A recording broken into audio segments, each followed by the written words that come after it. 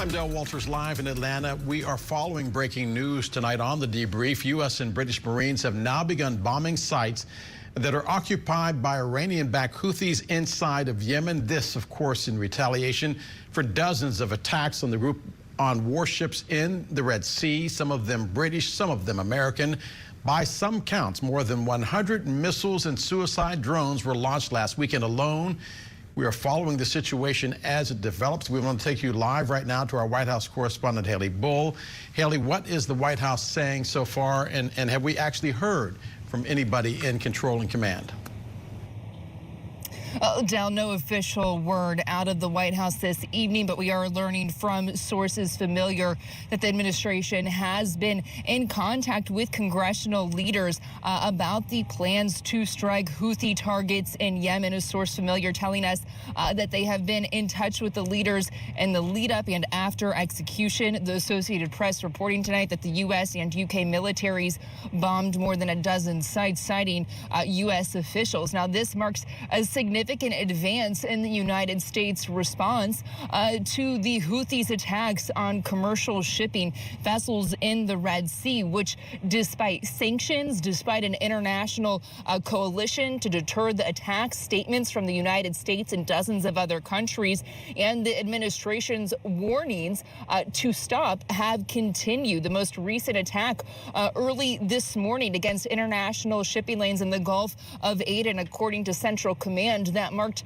the 27th attack. These started back in mid-November. The administration has faced more pressure from lawmakers, specifically Republican lawmakers, about the response, who felt that the administration's stance was not aggressive enough. Now, the attacks have been described, the attacks from the Houthis to date have been described as complex, using attack drones and unprecedented use of anti-ship ballistic and cruise missiles. Now, the White House has been very careful in broadcasting their steps and response, but has warned the Houthis as recently as this afternoon publicly, both in statements and from the White House briefing podium, of consequences if they did not stop the attacks, noting the consultations they've been having with allies and partners on this front.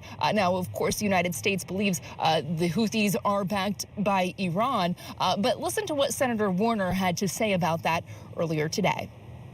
While there is a coalition of 18 nations that are trying to stand up to the Houthis and take down their drones or take down their attacks to attack shipping, I hope other nation states, some of the nation states in the Middle East, like Saudi Arabia, and some of the nation states like China and India, who are depending on some of this shipping, they need to be part of this coalition as well.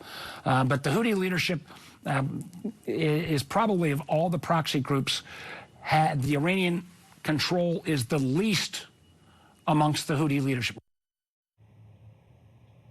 And earlier today, the Houthis threatened retaliation for any potential strikes from the United States. So we are, of course, keeping a close eye on this developing situation. But again, Dow, a significant escalation in the United States response amid these ongoing attacks in the Red Sea that have threatened a large swath of commercial shipping and have generated a lot of concern for the global economy, given just the sheer volume of ships that pass through that area, Dow. Our Haley Bull reporting live from the White House for us tonight. Haley, thank you very much. I want to go to Hussein Abdul Hussein, who is a research fellow with the Foundation for the Defense of Democracies.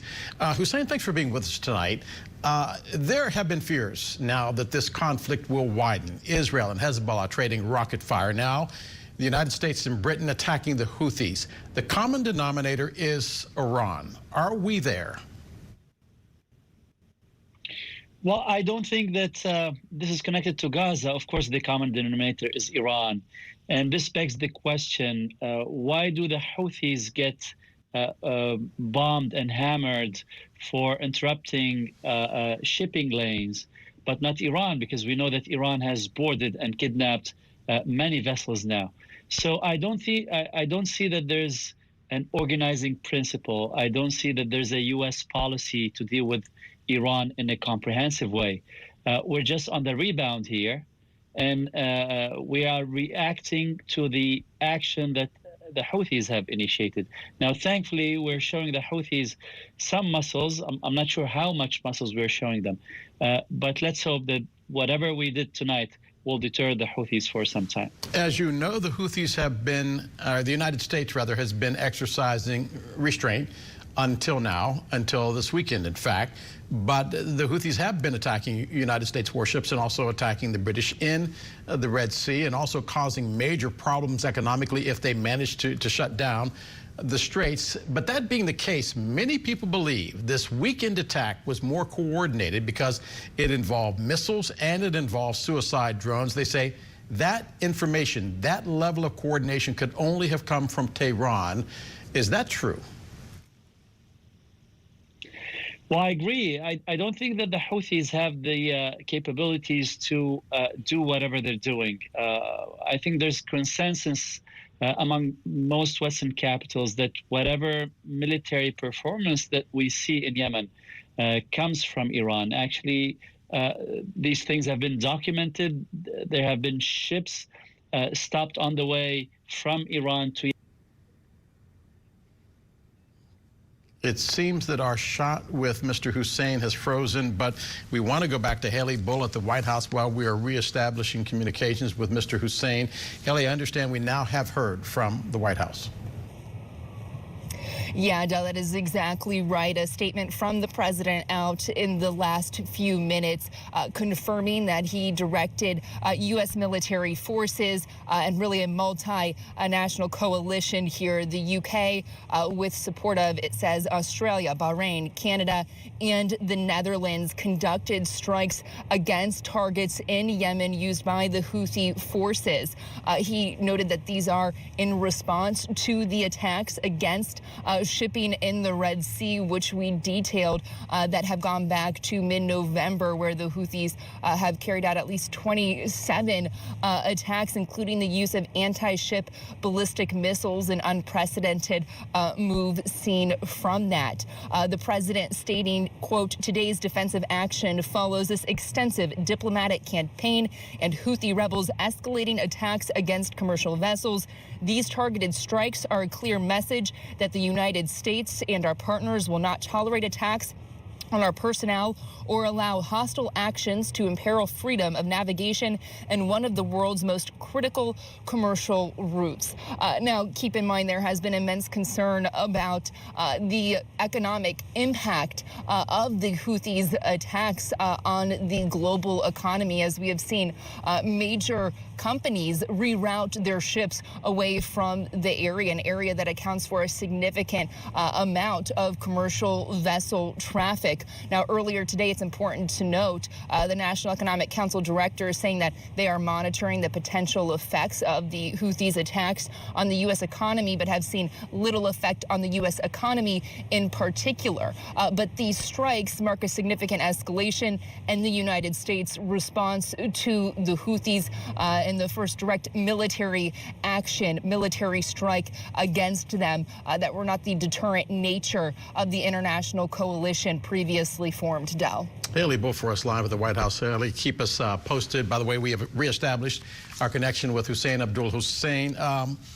Mr. Hussein, I want to ask the question this way. How sharp is the razor's edge that the world is on? We know, for instance, that Tehran is providing weapons to Russia in the war in Ukraine. We know that the United States is now involved in that multi-nation proxy war as well.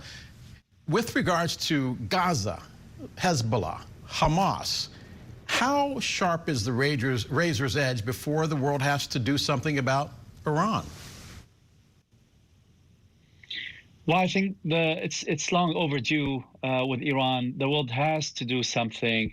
Otherwise, we will keep on dealing with all these fires erupting here and there across the Middle East. It's beyond me why this administration or previous administrations have not really dealt with this threat. But I think it's long overdue that this administration takes on Iran one way or another. I'm not advocating for starting war with Iran, but just putting Iran on notice, letting them know that we are serious, that these things cannot be played with all the time like they're doing now. But that being said, that is the razor's edge that the world has been warning about. We've been watching these debates There are two hot wars. Is Tehran spoiling for a fight? And if so, what do they get out of it? Well, to my mind, they don't. What Iran does all the time is that it keeps on taking the measurements of the administration and the president in charge in Washington. With the previous administration, the minute that former President Trump killed Qasem Soleimani, we saw 3 years of no Iranian activity or troublemaking whatsoever. So we know that the Iranians usually step back when we step up. And I think what I was saying was long overdue is that we show the Iranians that we mean business. We just probably pick a few targets for the Iranians, maybe take them out, maybe threaten the Iranians privately and publicly that we are serious. And I think if we do that, we will see the Iranians rolling back and laying low. Hussein Abdul Hussein, the research fellow at the Foundation for the Defense of Democracies, and also our White House correspondent Haley Bull, who is continuing to track all of the information coming out of Washington. We thank both of you for your time. We continue to follow the story. We will be right back.